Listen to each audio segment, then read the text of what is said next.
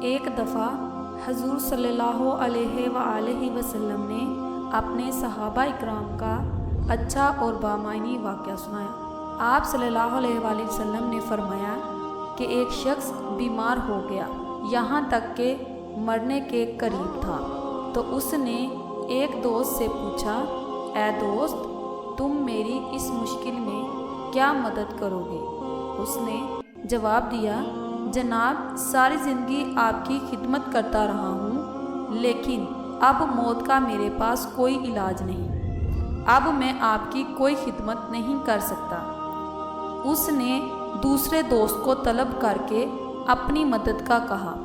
اس نے جواب دیا، میں تو آپ کے لیے صرف یہ کر سکتا ہوں کہ اگر آپ کا انتقال ہو جائے تو آپ کو نہلا کر خوشبو لگا کر دفن کروں گا۔ اب اس نے تیسرے دوست سے مدد طلب کی۔